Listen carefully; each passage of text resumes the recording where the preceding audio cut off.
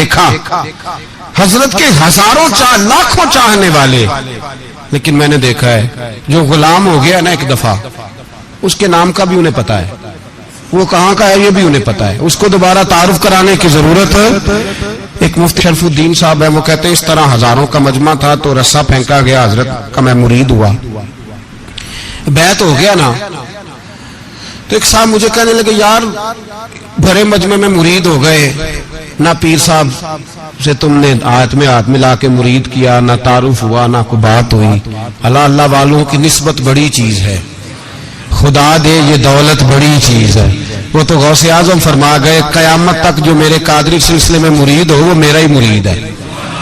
اور فرمایا میں اس کا بازو تھام کے اللہ کی بارگاہ میں اس کا سفارشی بنوں گا،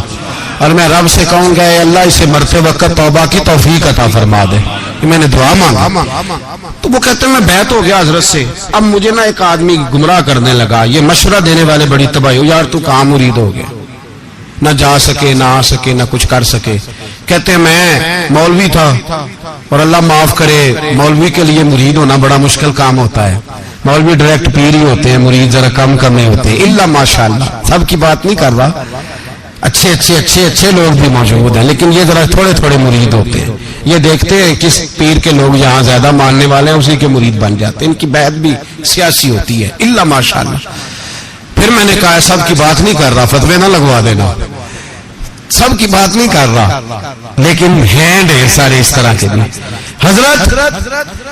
مفتی شرف الدین صاحب کہتے ہیں مرید ہو گیا، لوگ مجھے کہنے لگے کدھر بیعت ہو گیا، نہ آ سکے نہ جا سکے نہ کچھ کر سکے۔ فرماتے میں بڑا پریشان تھا، اور میرا ارادہ تھا کہ چلو سویرے میں سوچتا ہوں کیا کرنا ہے، بیعت رکھنی ہے کہ نہیں رکھنی۔ کہتے میں رات کو سویا تو مجھے خواب میں حضرت کا دیدار ہوا، فرمانے لگے مولانا بتاؤں آپ کہاں مرید ہوئے تھے، بتاؤں کہاں کر کے بیٹھے تھے، بتاؤں کہاں کر کے آپ نے کس جگہ پہ اس رسی پہ ہاتھ رکھا تھا، بتاؤں۔ فرمایا چھوڑو مرید ہو گئے تو ہم جانے اور تم جانے، لوگوں کی باتیں کیوں سنتے ہو، گویا آپس کی باتوں میں غیروں کو کیوں لاتے ہو، فرمایا یہ چھوڑو۔ ہاں اگر بات کرنے کا شوق ہے، بات کرنے کا شوق ہے تو میرے بیٹے حضرت صاحبزادہ اسجد رضا صاحب کا نمبر لے لو، کبھی کبھی فون کر لیا کرنا، کوئی بات کر لینا کبھی کبھی۔ کہتے ہیں ابھی یہ بات ہو ہی رہی تھی کہ میرے دروازے پہ دستک ہوئی، میری آنکھ کھل گئی، میں پریشان ہوا کہ نمبر دیا نہیں اور خواب ختم ہو گئی، میں پریشان تھا۔ تو فرماتے ایک میرے محلے کے انجینئر تھے جو کچھ عرصے تک بریلی شریف میں بھی کام کرتے رہے، وہ اچانک آئے میرے دروازے پہ دستک دی، میں باہر آیا تو کہنے لگے مولانا سنا ہے آپ بریلی شریف میں حضرت تاج الشریعہ سے مرید ہوئے۔ میں نے کہا ہاں۔ کہنے لگے ان کے بیٹے کا نمبر ہے میرے پاس، لینا ہے، ان کے بیٹے کا نمبر ہے میرے پاس چاہیے۔ تو کہتے وہ نمبر لیا، میں بریلی شریف حضرت کی زیارت کرنے آیا، تو اب پہنچتے ہی نا میرے دل میں پہلا خیال یہ آیا کہ حضرت خواب میں جو آئے تھے تو نمبر بھی دے ہی جاتے، خواب میں جو آئے تھے سامنے بیٹھے۔ اور ترمذی کی حدیث سناؤ، میرے نبی پاک نے فرمایا اتقوا فراست المومن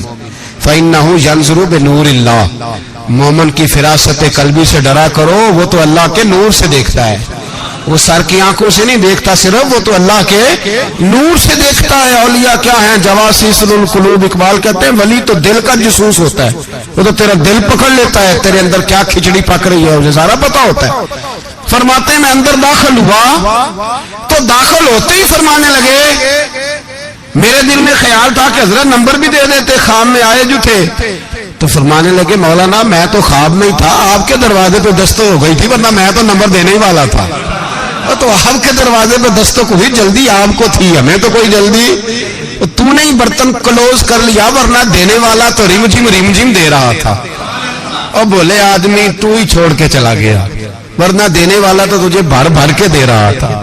دینے والا تو تجھے